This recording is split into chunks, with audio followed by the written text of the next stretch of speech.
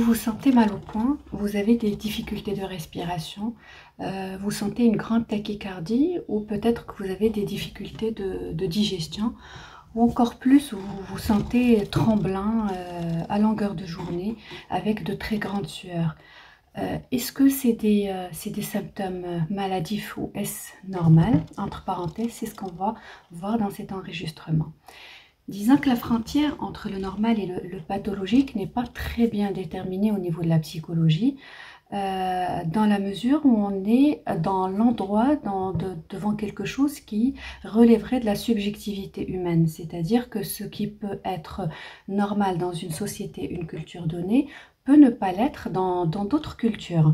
Ce qui fait qu'on est là devant quelque chose au niveau de l'économie psychologique, du côté du pulsionnel, qui est ou en plus ou en moins pendant un événement donné, qui fait que toute personne, entre parenthèses, normale, peut à un certain moment basculer vers le pathologique. Donc le tout est une question de structure de personnalité. Ça, c'est la première des choses très importantes au niveau de la gestion. Donc on est tous avec un potentiel instinctuel et génétique sur lequel vient se greffer tout un tas d'éléments qu'on constitue tout au long de notre vie, suite à nos expériences, à notre éducation, à nos systèmes moraux installés depuis qu'on est tout petit, aux études qu'on effectue, à notre environnement, etc. Donc tous ces éléments-là viennent se rajouter à l'aspect qualitatif du symptôme ressenti.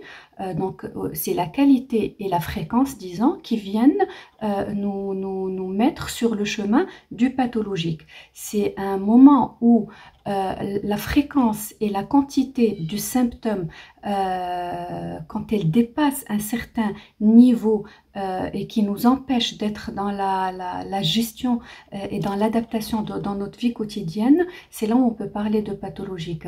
Il s'agit de bien garder à l'esprit qu'une personne normale peut tout à fait se comporter d'une façon aberrante, irraisonnée, irraisonnable dans certaines circonstances. Donc le normal finalement n'est pas acquis. Le normal peut à tout moment basculer vers le pathologique suivant l'événement en cours ou bien les circonstances de la vie. Il n'y a pas vraiment de frontière, le pathologique étant quelque chose, disons, et qu'il faut voir ça comme un continuum au lieu de voir la différence entre le normal et le pathologique. Essayons de voir ça comme une espèce de continuum qu'il faut donc à chaque fois réévaluer en fonction de la société et de la culture dans laquelle nous vivons. Et c'est quand l'adaptabilité de la personne est touchée de façon active et que le symptôme vient s'installer pendant une longue durée, donc là on peut parler du pathologique.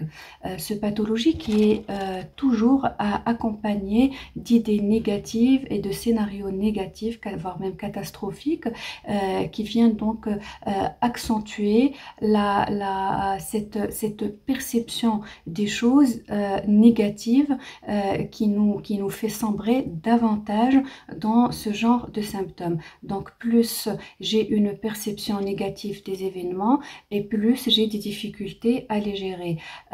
Donc la perception négative du genre je ne suis pas capable, cet événement est au-delà de mes capacités.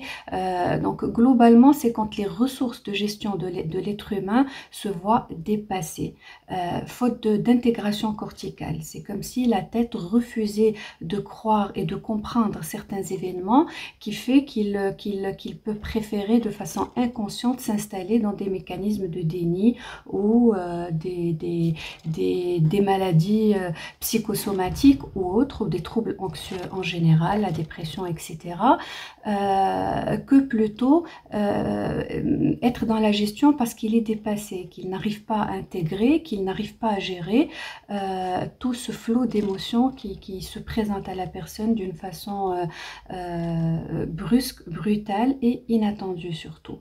Donc le tout est de revoir cette perception-là qui s'avère être très importante dans notre gestion du quotidien.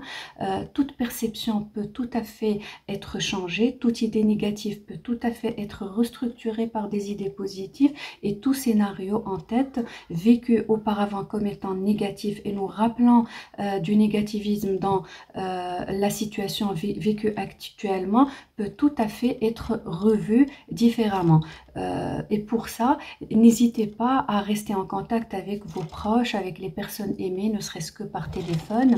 N'hésitez pas aussi d'être dans tout ce qui peut engendrer sur toute activité génératrice de plaisir. Le plaisir est l'élément essentiel auquel on devrait s'accrocher actuellement pour pouvoir être plus dans la sécrétion d'hormones de plaisir que plutôt d'hormones de stress, à leur tête donc le cortisol, ces hormones-là qui viennent s'associer à toute la perception négative, aux idées négatives et donc à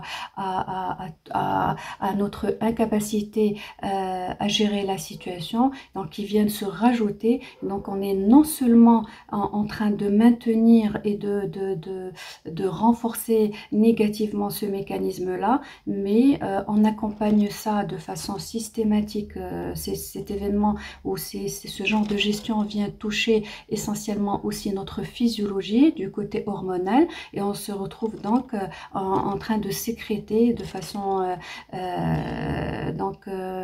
bien sûr des fois démesurée en fonction de la personne et de l'événement, des hormones de stress qui non seulement maintiennent ce mécanisme de gestion délétère, mais en plus va toucher à notre immunité, ce qui va nous rendre de plus en plus vulnérables justement face à toutes les pathologies extérieures et à tous les virus et microbes extérieurs. Donc restant positif, travaillant sur ses capacités de perception, et puis essayons de constituer cette capacité, cette petite voix intérieure qui nous dit toujours qu'on est capable de faire, qu'on a assez de force pour faire, que tout problème a une solution et que toute courbe croissante a une fin. Il n'y a pas de courbe au monde entier et dans tous les secteurs, dans toutes les activités qui n'a pas de phase de décadence. Donc, on a toujours une phase de décadence, il faut s'y attendre et s'y préparer de façon active. Donc, je vous souhaite une très bonne gestion et je vous dis à la prochaine.